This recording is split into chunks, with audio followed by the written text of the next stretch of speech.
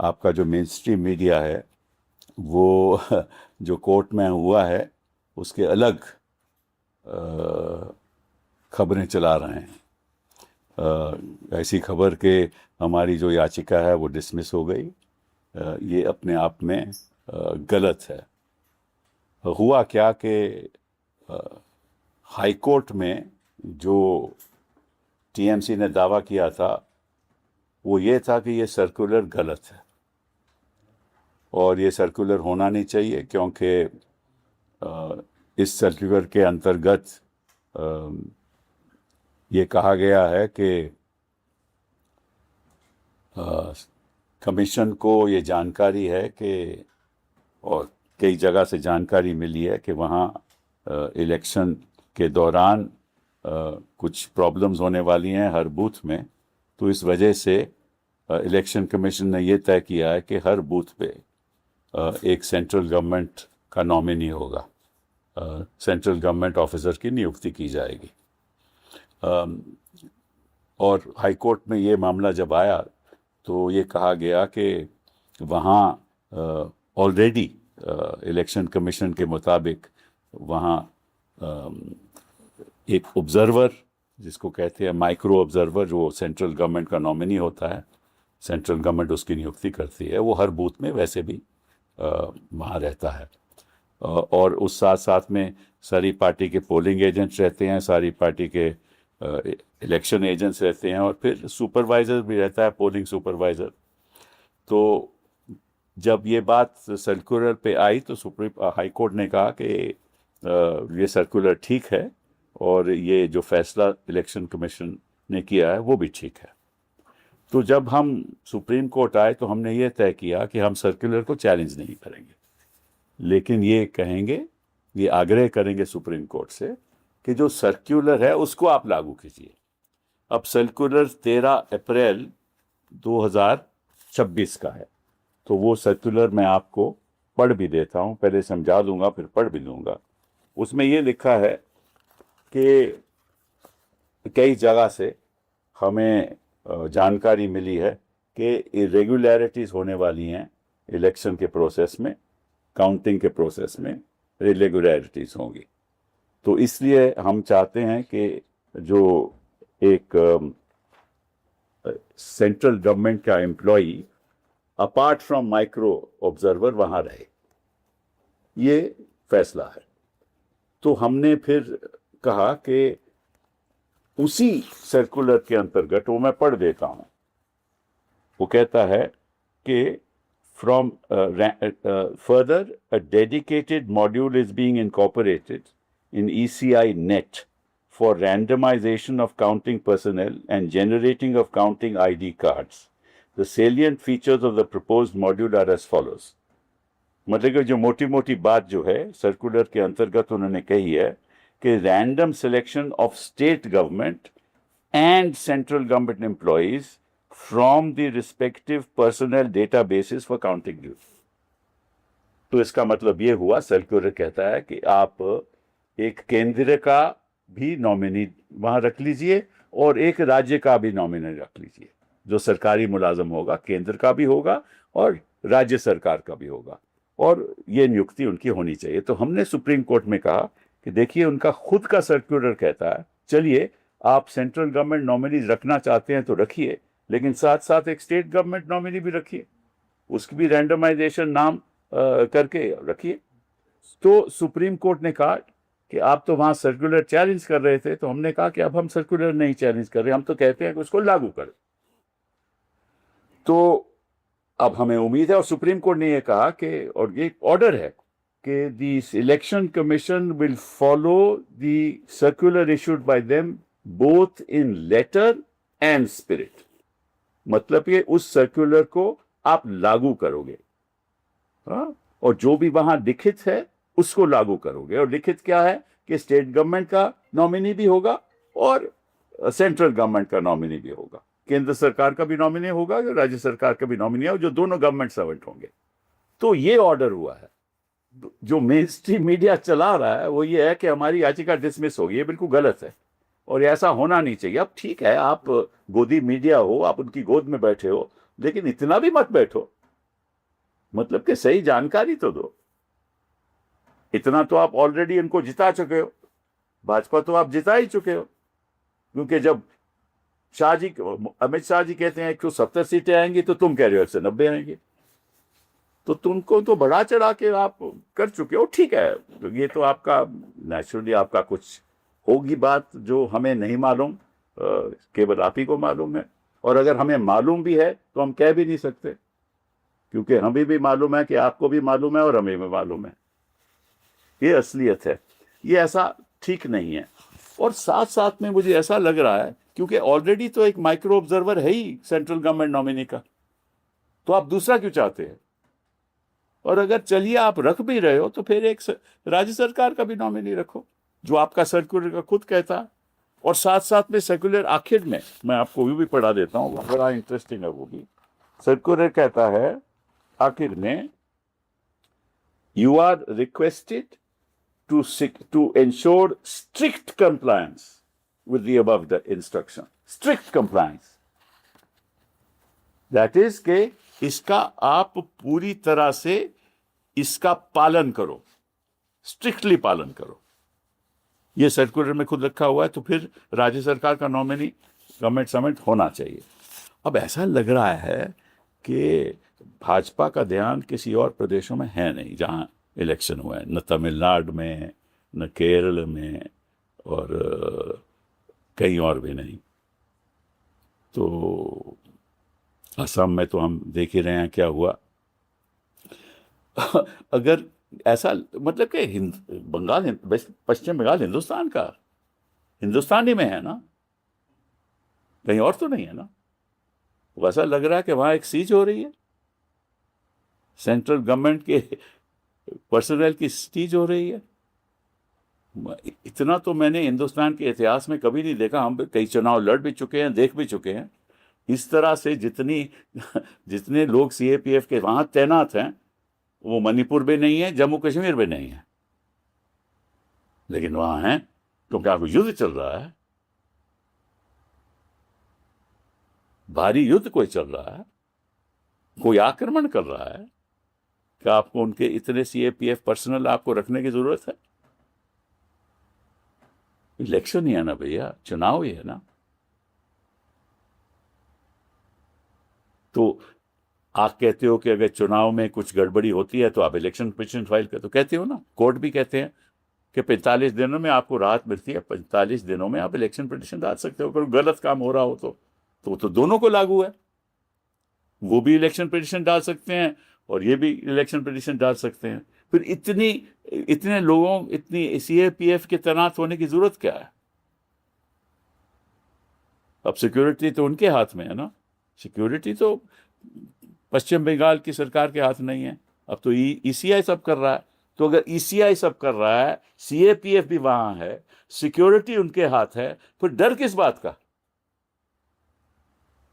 और polling booth पे polling agent भी हमारा है, उनका भी पोलिंग एजेंट है, टीएमसी का भी पोलिंग एजेंट है, बाकी जो चुनाव लड़ रहे हैं वो पार्टी जो भी लड़ रही है उनके सारे के पोलिंग एजेंट हैं, उनके इलेक्शन एजेंट हैं।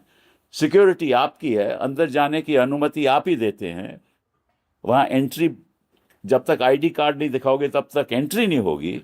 तो फिर किस चीज की आपको संभावना है कि यहां गड़बड़ होगी, जब सारा तामझाम आपके हाथ में है? फिर वो क्यों करना चाहते हैं? कोर्ट की प्रोसीडिंग छोड़ दीजिए, इनकी मंशा क्या है आपके हिसाब से? ये क्यों ऐसा करना चाहते हैं? टीएमसी भी कह सकती है कि हमें भी आशंका है कि वहां बैठ के ये तरफदारी करेंगे। क्यों, हम तो कुछ कर नहीं सकते, कुछ सारे तो वैसे भी गवर्नमेंट, सेंट्रल गवर्नमेंट के वहां माइक्रो ऑब्जर्वर है, हम क्या कर सकते हैं? कोई नहीं कर सकता। और सारी रिकॉर्ड हो रहा है, ये भी अब हमें मालूम है। सीसीटीवी से जो भी पोलिंग बूथ में हो रहा है, काउंटिंग में हो रहा है, वो रिकॉर्ड हो रहा है।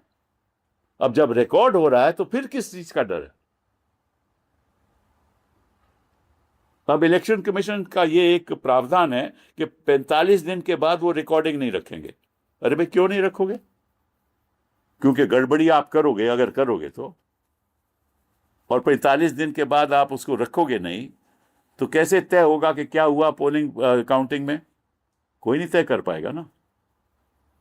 तो ये भी हम बात सुप्रीम कोर्ट के आगे आने वाले दिनों में लाएंगे कि ये जो सीसीटीवी कैमरा की जो फुटेज है, ये आप सिक्योरिटी के साथ आपको सबको रखनी चाहिए। और मैं ये भी चाहूंगा कि जो भी वहां कैंडिडेट लड़ रहा है विपक्ष का, वो आरटीआई डालकर ये कहे कि साहब आप हमें सीसीटीवी कैमरा की फुटेज दीजिए, ताकि हमारे पास भी फुटेज हो।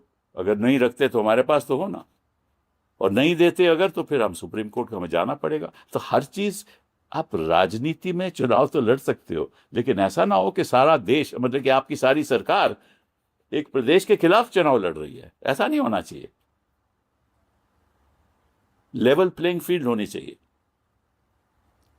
और ये जनता को ये महसूस नहीं होना चाहिए कि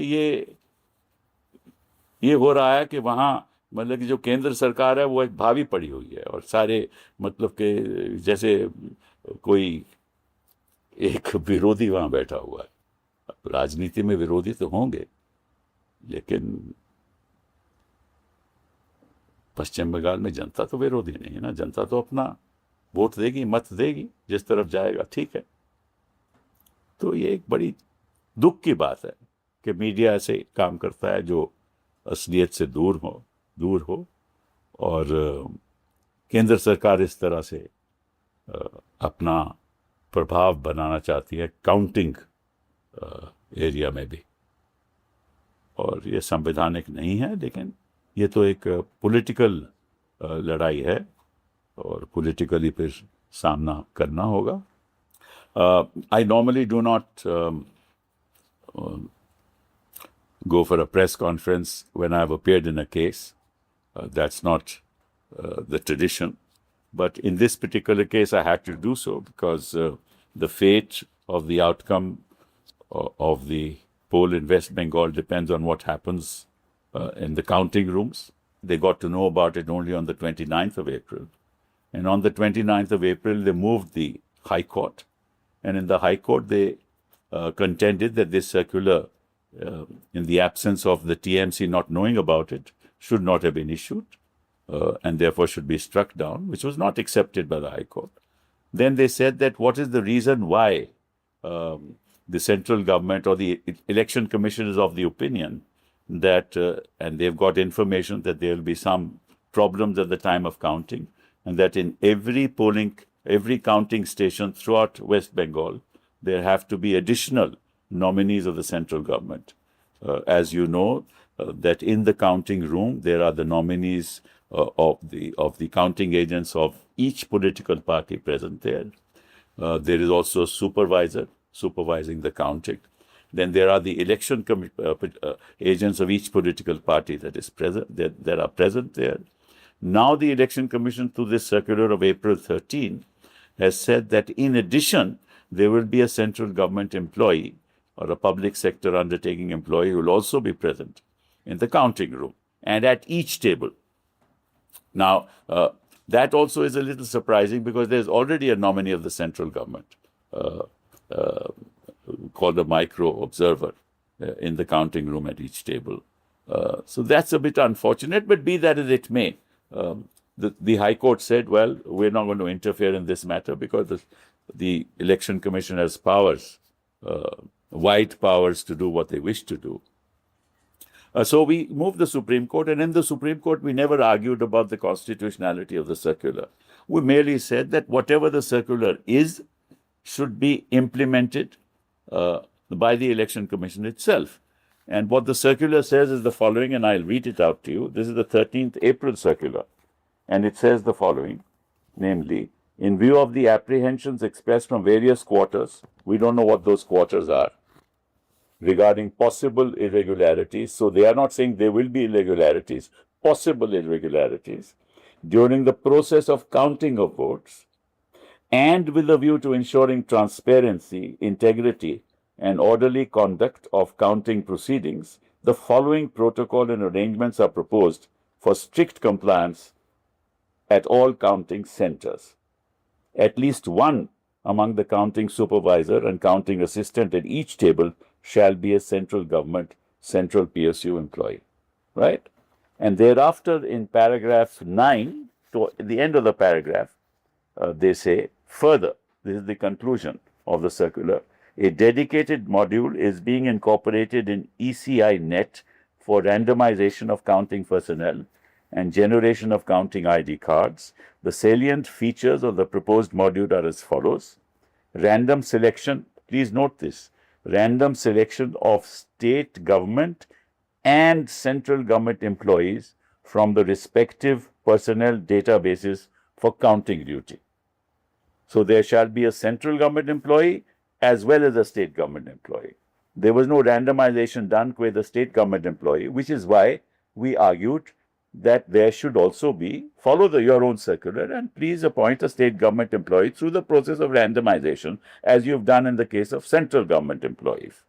And then the circular at the end says, you are requested to ensure strict compliance with the above instruction, which means you have to appoint a state government employee as well as a central government employee through a process of randomization. So we said that please implement the circular. We did not challenge the circular in Supreme Court, or we didn't challenge the High Court order on that issue, which upheld the circular. So the Supreme Court ultimately passed an order that let this circular of April 13 be followed in both letter and spirit. And I've read it to you what the letter says and what the spirit says. So we expect now the central government to appoint through a randomization process an employee of the state government in each of the polling stations to be at each of the counting stations, right? And on the counting tables. So that's the legal part of it. The other part that I want to emphasize is that, West Bengal is a part of India. And people of India should not get the feeling that a state is being targeted, or a political party which is in power is being targeted by a political party at the center, which controls, the government at the center. And that's very unfortunate, because the number of CAPF personnel that are present there, right, are far in excess of any personnel that have been present in Manipur and in Jammu and Kashmir, which is unfortunate because there's no war going on. This is an election, and in that election, people will participate. And if the election commission is in control of the security during the course of the election and counting, then how are they afraid that other forces will interfere and there'll be irregularities? They are in control of the CAPF. You cannot enter the counting station till such time as you show your ID card.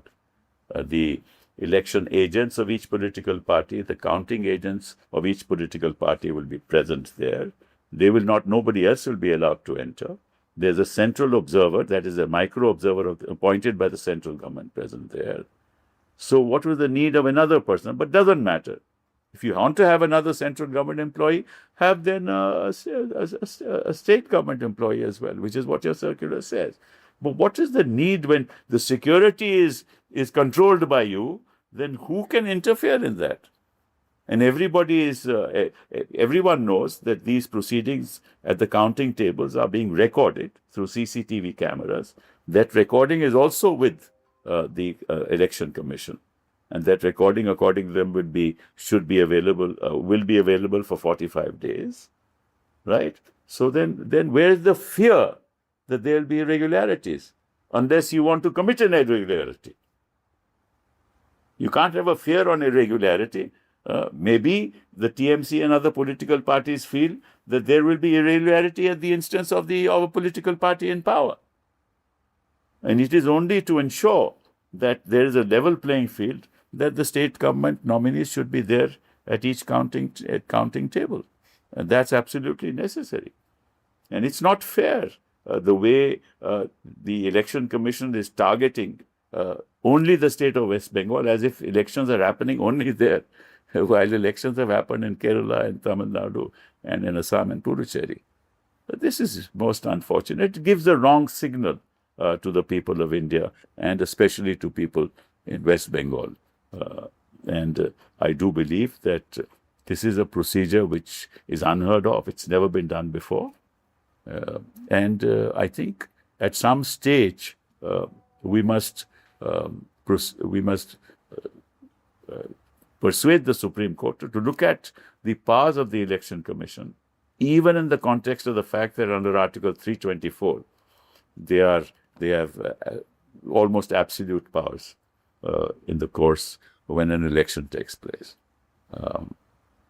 Thank you very much. Sir, एक सवाल ये है कि BJP ने press conference करी, आपकी press conference से पहले, और ये कहा कि अनर्गल मुद्दों पर सुप्रीम कोर्ट जाने से पता चलता है कि कितनी छटपटाहट है। और इंडिया गठबंधन से सवाल करते हुए सुधांशु त्रिवेदी बीजेपी के सांसद ने प्रेस कॉन्फ्रेंस करी, कहा कि इंडिया गठबंधन से सवाल है कि हिंसा मुक्त मतदान होने पर अगर किसी को समस्या उत्पन्न हो रही है, उससे साफ है कि आतंक के ऊपर सत्ता बनाने का जो प्रयास था वो विफल हो गया। नहीं, देखिए, पहली बात तो यह है कि हिंसा मुक्त चुनाव तो होने चाहिए, ठीक है, और प्रभाव मुक्त भी होने चाहिए, ठीक है ना। तो जो इलेक्शन कमीशन है वो इंचार्ज है सिक्योरिटी की, तो हिंसा कैसे हो सकती है? CAPF तो उन्हीं के हैं, काउंटिंग स्टेशन उन्हीं के पास हैं, सेंट्रल गवर्नमेंट के नॉमिनी माइक्रो ऑब्जर्वर उनके लगे हुए हैं, एक और सेंट्रल गवर्नमेंट। तो इनको कहाँ से जानकारी मिली कि हर बूथ में, हर काउंटिंग बूथ में, हर काउंटिंग जगह पे इरेगुलरिटी होगी? मतलब कि बंगाल में कोई ऐसा काउंटिंग की जगह नहीं है जहाँ रेगुलरिटी नहीं होगी। इनको कहाँ से ये जानकारी मिली, बताएं? भाजपा को है ना जानकारी, तो भाजपा ही बता दे। इन्होंने चिट्ठी लिखी होगी इलेक्शन कमीशन को कि हमें ये जानकारी है, तो आप ये कीजिए। और आपको मालूम है इलेक्शन कमीशन क्या करता है इन मामलों में, ठीक है ना। जो वो कहेंगे वो करेंगे, क्योंकि इलेक्शन कमीशन और भाजपा में कोई अंतर थोड़ी ना है, वही तो इलेक्शन करवाते हैं, और जिस तरह से करवाना चाहते हैं वैसे ही करवाते हैं। और गणेश कुमार जी तो मतलब कि बड़े एक एफिशिएंट चीफ इलेक्शन कमिश्नर। ऐसे तो मैंने एक ज्योति जी हुए थे, वो भी बड़े एफिशिएंट थे, ये उनसे भी ज्यादा एफिशिएंट।